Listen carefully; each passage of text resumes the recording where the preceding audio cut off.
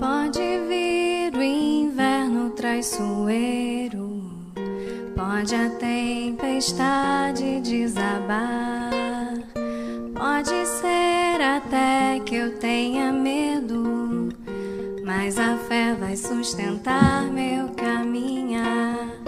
Toda vez que a dúvida falar, toda voz que tentar desanimar, não será mais forte do que a vida e a beleza que me faz acreditar. Deixa o peso e a mágoa para trás, veja a estrada aflorada, siga em paz, tenha fé na jornada.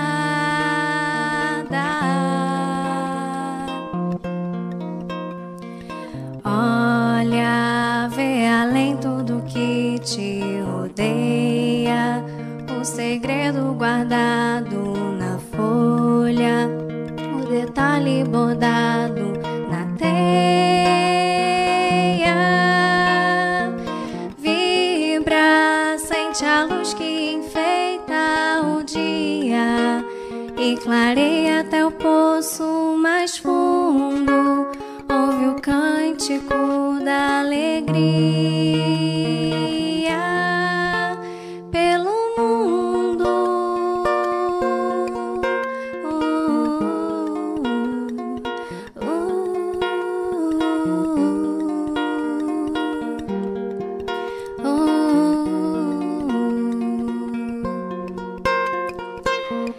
Pode vir o inverno traiçoeiro, pode a tempestade desabar, pode ser até que eu tenha medo, mas a fé vai sustentar meu caminhar.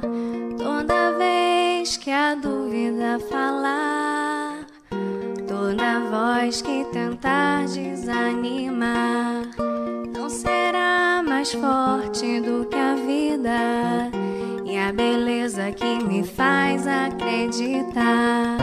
Deixa o peso e a mágoa para trás, veja a estrada aflorada, siga em paz, tenha fé na jornada.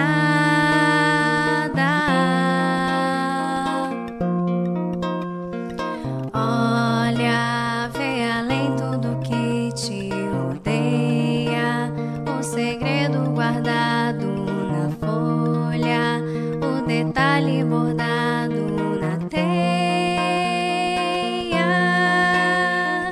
Vibra, sente a luz que enfeita o dia e clareia até o poço mais fundo. Ouve o cântico da alegria pelo mundo.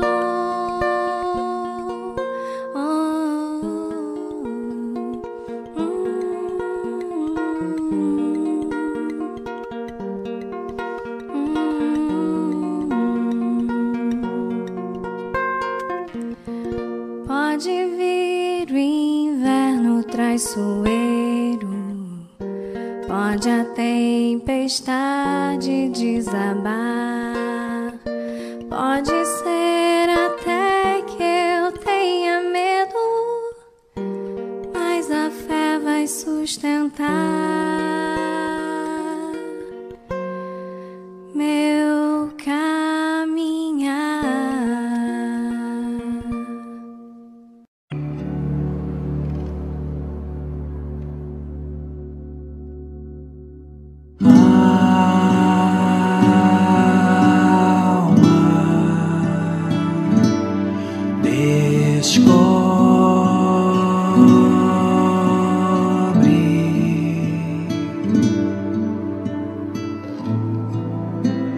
a grandeza do infinito,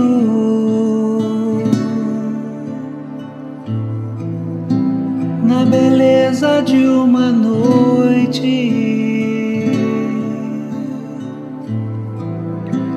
nos pirilampos lá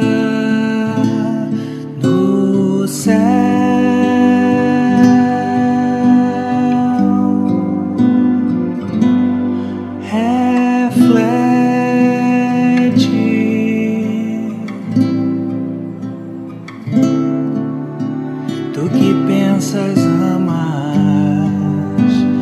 Que choras, cantas,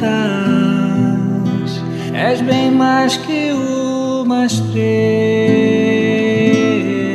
cintilar.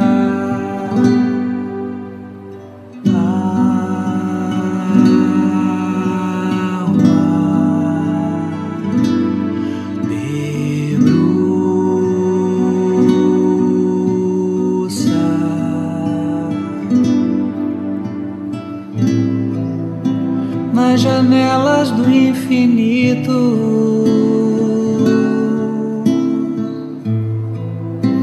estende o teu olhar para mais além.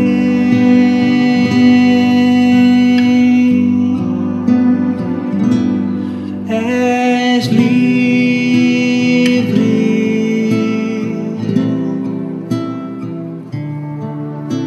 és um pássaro infindo,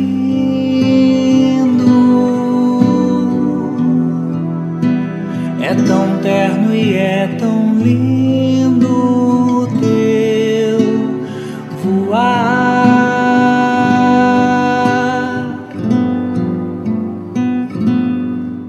És livre,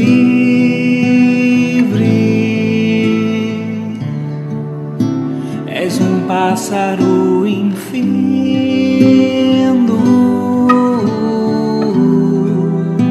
é tão terno e é tão lindo teu voar, jamais cessará. É lindo teu voar, jamais cessará. É lindo teu voar, jamais cessará. É lindo teu voar.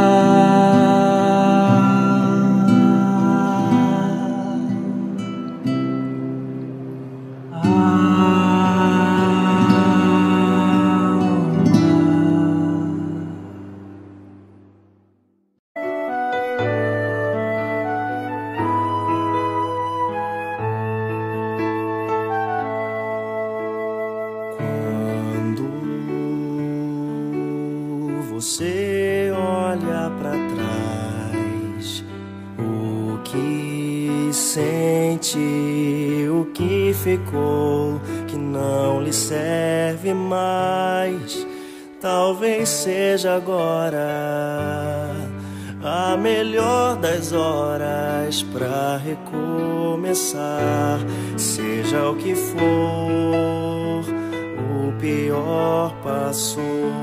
Vem ser quem sempre sonhou, dar a vida à sua mão, perceber que a gentileza é oração. Vem ouvir a nova canção, implantar o evangelho de vez no mais sagrado templo. Vem ser quem sempre sonhou, dar a vida à sua mão, perceber que a gentileza é oração. Vem ouvir a nova canção, implantar o evangelho de vez no mais sagrado templo, o coração,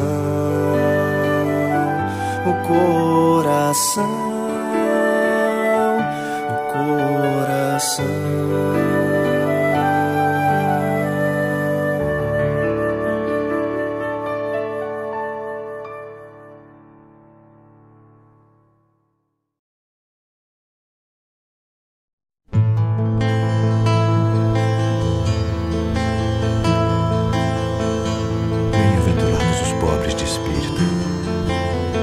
Deles é o reino dos céus. Bem-aventurados os que choram, porque eles serão consolados. Bem-aventurados os mansos, porque eles herdarão a terra.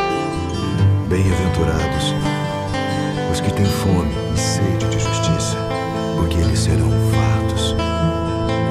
Um sentimento me ronda, não sei dizer, tudo é novo pra mim. Meu coração se renova, sinto a esperança invadir o meu ser. Quero ser manso, ser limpo, ser justo e pobre de espírito ser. Tua palavra me sonda, me conta do reino que espera por mim. Eu te ofereço meu pranto, as dores da alma que quer renascer. Eu ouvi tua voz, teu falar me encantou. Quis seguir, caminhar, quis saber pra onde vou. Eis-me aqui, minha dor sereno. Bem-aventurados os pobres de espírito, porque deles é o reino dos céus. Bem-aventurados os que choram, porque eles serão consolados. Bem-aventurados os mansos, porque eles herdarão a terra. Bem-aventurados os que têm fome e sede de justiça, porque eles serão fartos. Um sentimento me ronda, não sei dizer, tudo é novo pra mim. Meu coração se renova, sinto a esperança invadir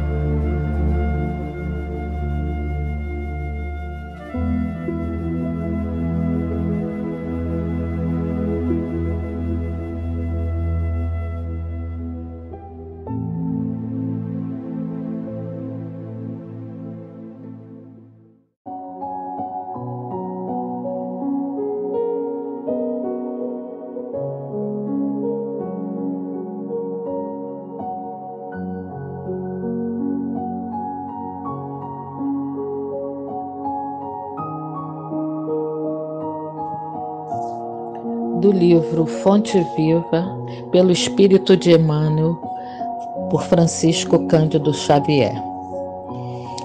Capítulo 9. Estejamos contentes.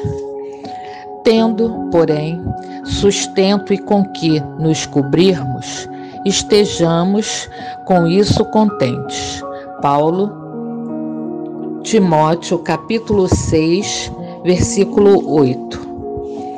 O monopolizador de trigo não poderá abastecer-se à mesa senão de algumas fatias de pão para saciar as exigências da sua fome.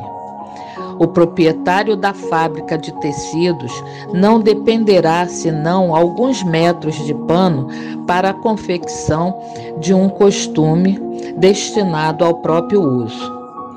Ninguém deve alimentar-se ou vestir-se pelos padrões da gula e da vaidade, mas sim de conformidade com os princípios que regem a vida em seus fundamentos naturais. Por que esperas o banquete, a fim de ofereceres algumas migalhas ao companheiro que passa faminto? Por que reclamas um tesouro de moedas na retaguarda para seres útil ao necessitado? A caridade não depende da bolsa, é fonte nascida no coração.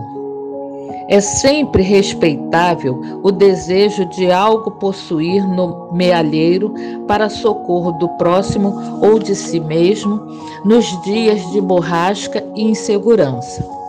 Entretanto, é deplorável a subordinação da prática do bem ao cofre recheado. Descerra antes de tudo as portas da tua alma e deixa que o teu sentimento fulgure para todos, à maneira de um astro cujos raios iluminem, balsamizem, alimentem e aqueçam. A chuva, derramando-se em gotas, fertiliza o solo e sustenta bilhões de vidas.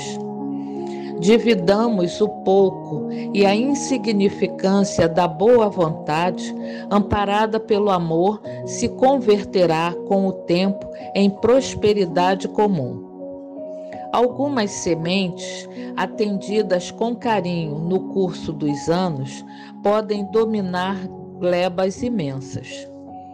Estejamos alegres e auxiliemos a todos os que nos partilhem a marcha, porque, segundo a sábia palavra do apóstolo, se possuímos a graça de contar com o pão e com o agasalho para cada dia, cabe-nos a obrigação de viver e servir em paz e contentamento.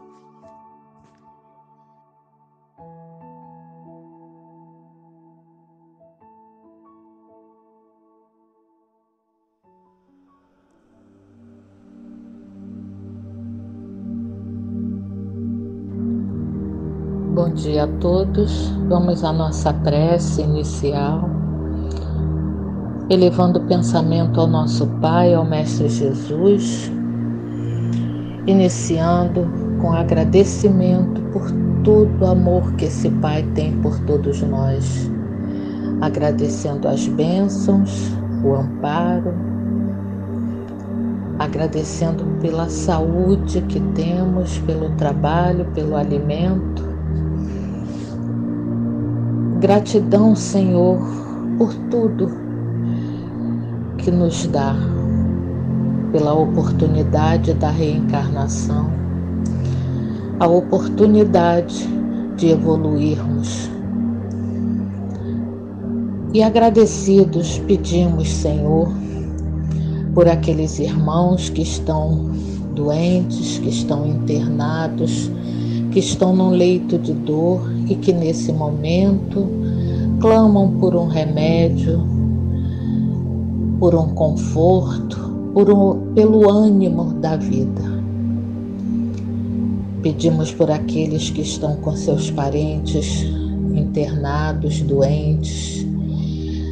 Pedimos por aqueles que estão desalentados, desesperançados, achando que não tem mais jeito. Sempre tem. Passamos por aquilo que precisamos e merecemos passar. O que temos é que entender que passamos, mas nunca estamos sozinhos. Sempre temos o amparo do nosso Mestre Jesus, o amor infinito da Virgem Maria, que sempre estão prontos a nos amparar. Temos essa casa, Centro Espírita Miguel, que materialmente seus portões estão fechados, mas espiritualmente está aberto, acolhendo a todos que ali chegam, necessitando de amparo, de conforto, de força e fé para seguir em frente. E confiantes em todo esse amor, nós pedimos, Senhor, esteja conosco, nos ampare, que tenhamos uma reunião muito proveitosa e que todos que estão em tratamento sejam atendidos e recebam o remédio que precisam e merecem. Graças a Deus, graças a Jesus.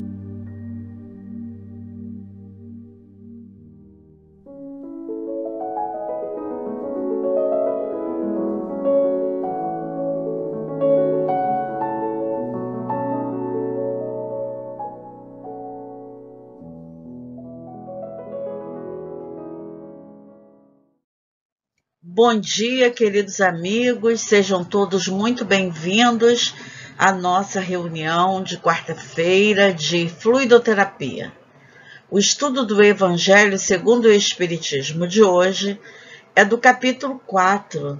Ninguém pode ver o reino de Deus se não nascer de novo.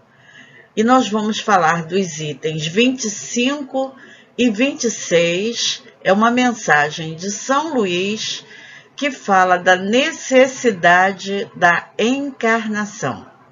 E neste capítulo 4, Jesus informa a respeito da sobrevivência da alma e destaca a importância das vidas sucessivas.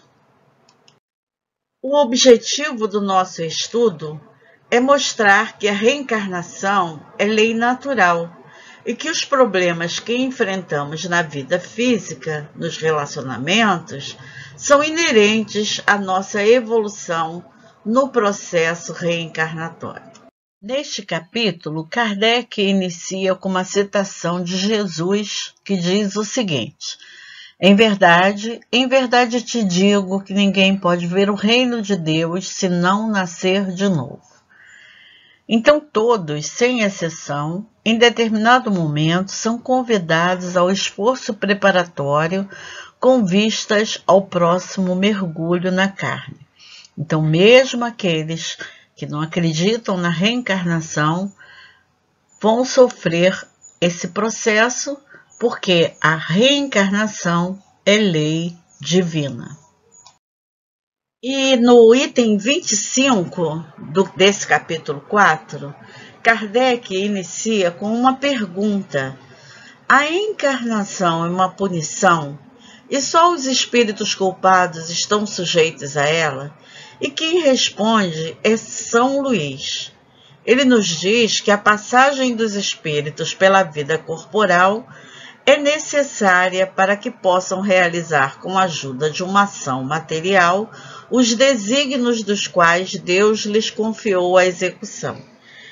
E nos reportando ao livro O Problema do Ser e do Destino, de Leon Denis, em sua segunda parte, onde ele traz um estudo sobre a reencarnação e suas leis, ele nos fala que essa lei dos renascimentos vai nos explicar o princípio da imortalidade e que nós devemos ver essa pluralidade das vidas, da alma, como a condição necessária para a educação e para o progresso dos nossos espíritos.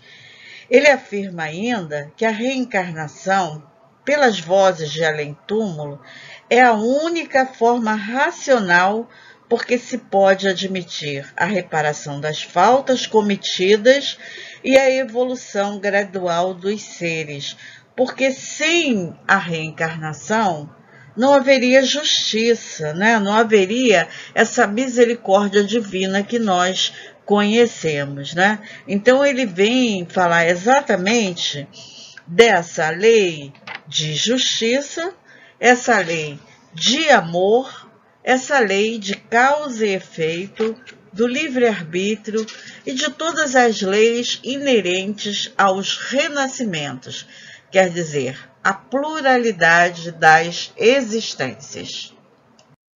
E São Luís continua sua mensagem nos explicando essa esperança, né? Essa justiça que Deus nos concede, essa bondade infinita de oferecer a cada um de nós todas as oportunidades de melhoramento íntimo, todas as oportunidades para chegarmos à perfeição, concluindo as diferentes etapas de nossas vidas. E São Luís diz que Deus, sendo soberanamente justo, deve considerar igualmente a todos os seus filhos.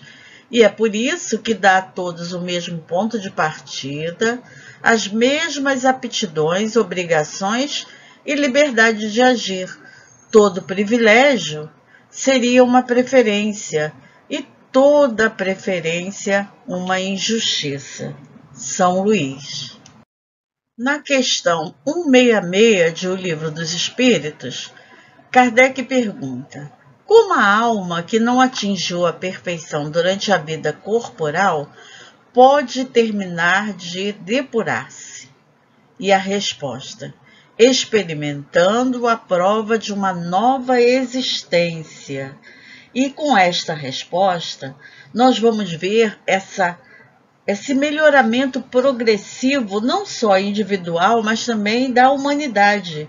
Porque se não fossem as oportunidades das diferentes existências, não haveria justiça divina, porque a cada volta à carne, o homem dá um passo à frente no progresso e vai se despojando das impurezas, né? Não tendo que passar mais pelas provas corporais. Então, esse aprendizado vai acontecer até que o homem consiga chegar ao conhecimento de todas as coisas, se depurando não só moralmente, mas se aperfeiçoando intelectualmente. São as duas asas do progresso, intelectual e moral. No livro Jesus no Lar, psicografia de Francisco Cândido Xavier, pelo espírito Neio Lúcio, conta algumas histórias em que Jesus está reunido com seus apóstolos e os familiares desses apóstolos. E na lição número 2, que tem por título A Escola das Almas, Jesus chega à casa de Pedro. E a sogra de Pedro, então, indaga a Jesus: Senhor, afinal de contas, o que vem a ser a nossa vida no lar? Iniciamos a tarefa entre flores para encontrarmos depois pesada colheita de espinhos. No começo é a promessa de paz e compreensão. Entretanto, logo após surgem pedras e dissabores. E aí a gente lembra do livro Nosso Lar, quando a dona Laura nos diz que as almas na Terra, os relacionamentos, né? Eles, na maioria das vezes, são de almas algemadas. São poucos os lares em que existem almas afins. E a sogra de Pedro estava exatamente mostrando isso com essa fala, né?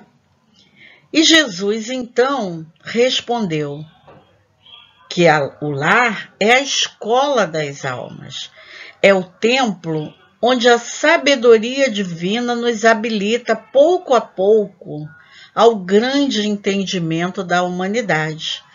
E Jesus continua dizendo: que fazes inicialmente as lentilhas antes de servi-las à refeição? E a sogra de Pedro responde: naturalmente, Senhor, cabe-me levá-las ao fogo para que se façam suficientemente cozidas.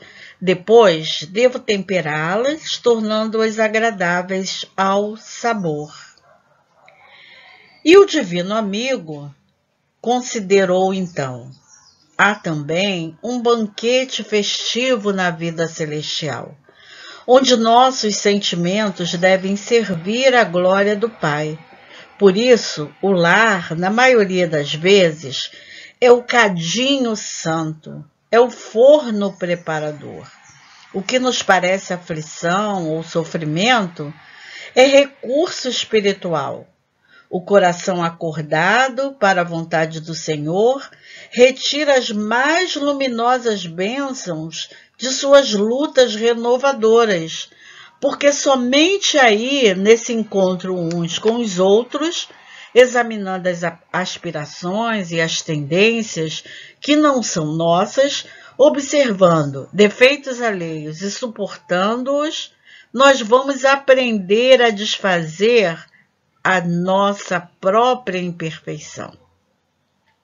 O lar é um curso ligeiro para a fraternidade que desfrutamos na vida eterna. Sofrimentos e conflitos naturais em seu círculo são lições. E aí, a sogra de Pedro, ainda muito incomodada, pergunta: Senhor, mas há criaturas que lutam e sofrem, mas jamais aprendem.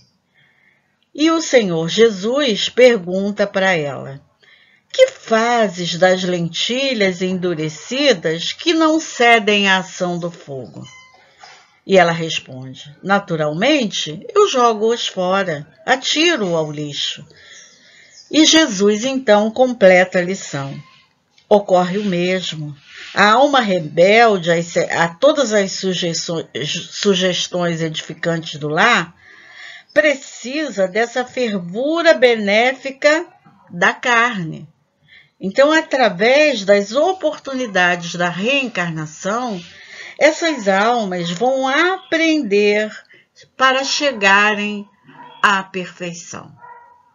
Jesus, então, com essa história, completa para nós, diz para nós o que significa essa escola das almas, que é o nosso lar, nesse aprendizado divino para estabelecermos a nossa caminhada para Deus. O que é, então, a reencarnação? É a volta do espírito à vida corporal. Quando são espíritos afins, a harmonia vigora no lar. Quando são comprometidos entre si, podem ocorrer novos desequilíbrios. No capítulo 4 do Evangelho segundo o Espiritismo, no item 18, Kardec trata dos laços de família que são fortalecidos exatamente pela reencarnação. Tá? Então, a reencarnação, ela vai, com certeza, como nos diz a mensagem, formar grupos de espíritos entrelaçados pelas afeições, pela simpatia, pela semelhança de inclinações. Quando a gente fala da semelhança de inclinações, podem ser as boas e as más, Então, esses espíritos, eles se buscam no mundo espiritual e eles têm a noção vamos dizer, da preocupação maior de resolverem as suas questões, buscando uns aos outros para um novo mergulho na carne, para tentarem, de alguma forma, através principalmente do amor, resolverem as suas principais questões. E no livro de Raul Teixeira, Desafios da Vida Familiar, ditada pelo espírito Camilo, ele nos diz que nesses caldos culturais variadíssimos, quer dizer, nessas famílias diferentes, né? Nessas psicosferas riquíssimas, é que cada espírito renasce, ora na masculinidade, ora na feminilidade, alternando as experiências de gênero em todos os níveis interculturais e intersociais, aprendendo a amar povos e raças, conseguindo ao longo do tempo a compreensão para as diversas peculiaridades que se encontram no mundo. Então é esse aprendizado dentro das nossas famílias que nós vamos precisar percorrer. E Raul Teixeira continua no mesmo livro, Desafios da Vida Familiar. Nos planos do Criador para o ser humano, a formação e manutenção do grupo familiar são de suma importância, considerando-se os fins a que se destinam. E nós vamos encontrar no livro Missionários da Luz, em especial nos capítulos 12 e 13, André Luiz nos falando desses institutos que nos preparam para a reencarnação, desse trabalho, dessa organização bendita no mundo espiritual, para que cada um de nós faça a programação, se organize dentro daquilo que é necessário para que a gente consiga vencer essas etapas, vencer os nossos vícios, vencer tudo aquilo que precisamos para seguirmos adiante. E no capítulo 12, que tem o título Preparação de Experiências, André Luiz diz que todos nós temos necessidade dessa luta que corrige, que renova e que restaura e aperfeiçoa cada um de nós. Ele diz ainda que a reencarnação é o meio e a educação divina é o fim. E é por isso que nós precisamos, para evoluir, dessa grande oportunidade de voltar à carne. E ele ainda completa que, conforme o grau de adiantamento do futuro reencarnante e de acordo com o serviço que lhe é designado no corpo carnal, é necessário estabelecer planos adequados aos fins essenciais. Então, cada um de nós vai constituir um corpo adequado dentro da família que vai nos receber para darmos conta do planejamento para o nosso espírito. Aquele planejamento que é realizado no mundo espiritual e escolhido por nós mesmos para conquistarmos a nossa plenitude. E André Luiz, no capítulo 13, ele nos dá, assim, um alento, né? Uma esperança para os nossos corações.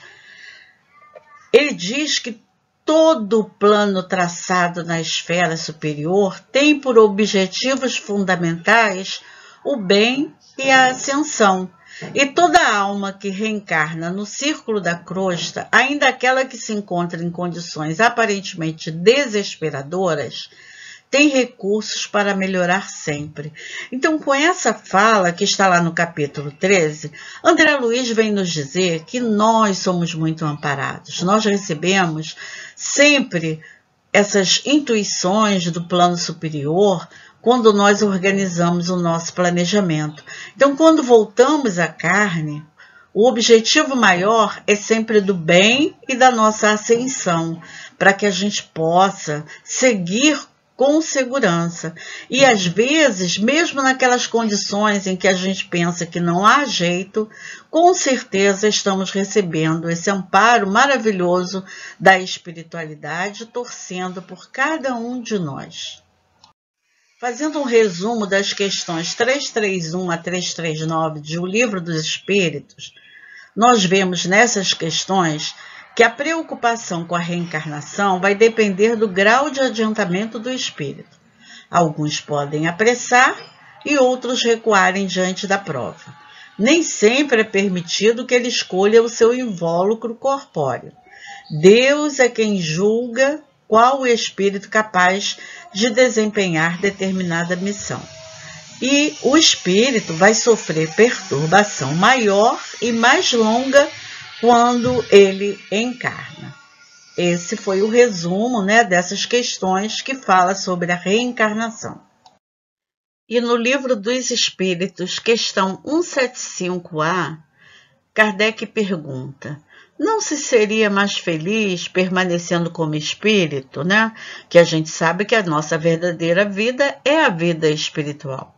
Então, Kardec questiona, será que lá no mundo espiritual, a gente permanecendo lá, não se seria melhor? E os espíritos dizem: não. Estacionar-se-ia, e o que se quer é avançar para Deus. Eles então dizem para nós que não tem outro caminho. É através das reencarnações, essa necessidade de voltar à carne, como nos falou São Luís, é que nós vamos progredir.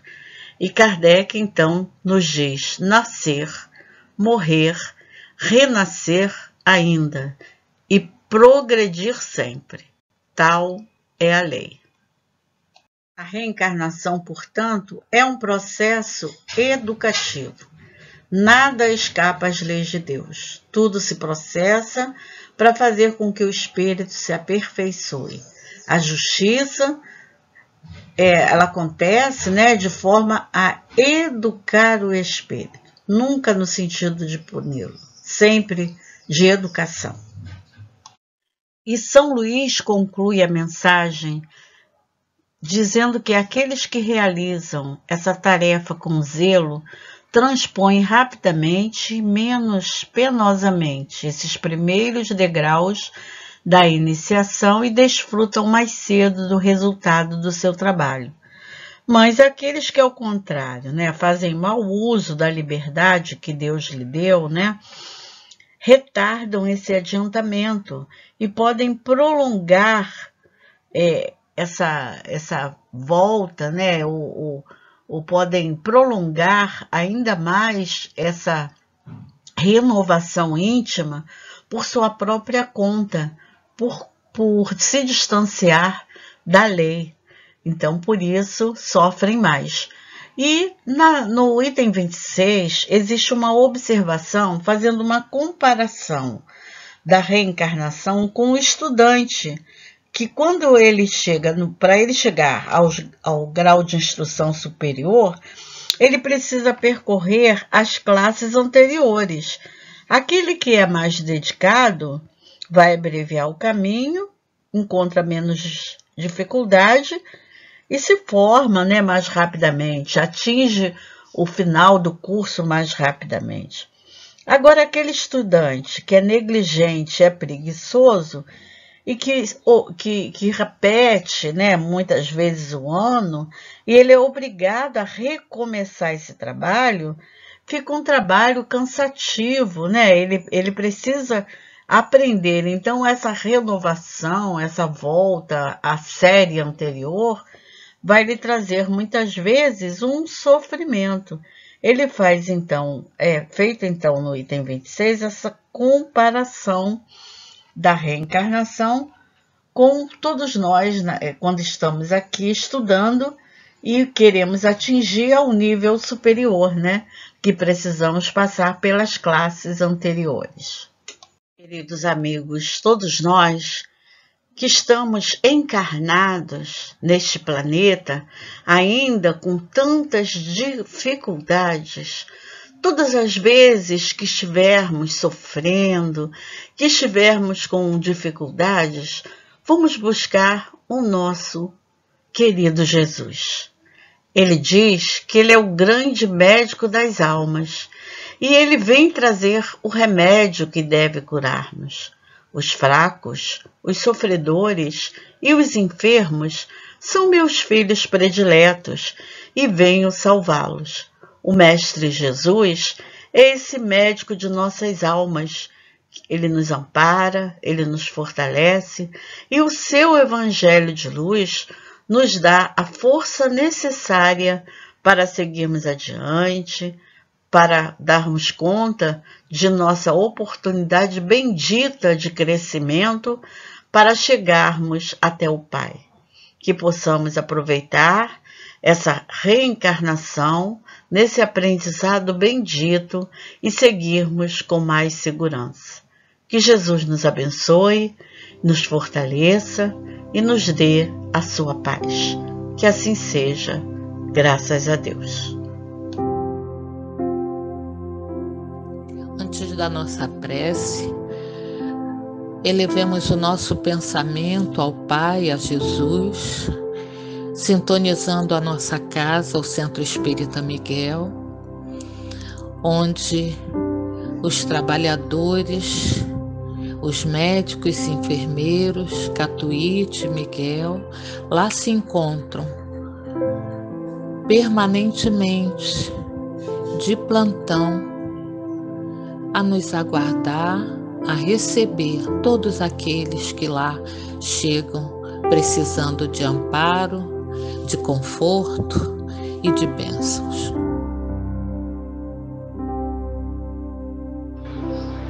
Senhor, ao término de nossa reunião, quero vos pedir, agradecer a presença de nossos irmãos de luz do Centro Espírita Miguel, sempre nos ajudando com carinho e amor através do Evangelho.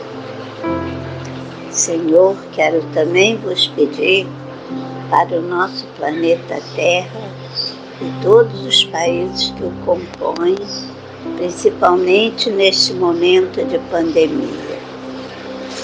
Senhor, abençoe os médicos, enfermeiros e todos os que trabalham nos hospitais.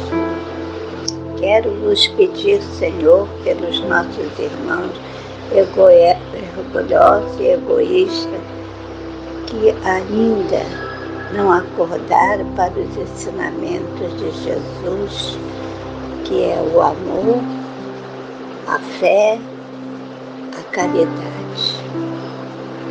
Quero vos pedir também pelos políticos de nossa pátria, a fim de despertarem para as reais necessidades do nosso povo.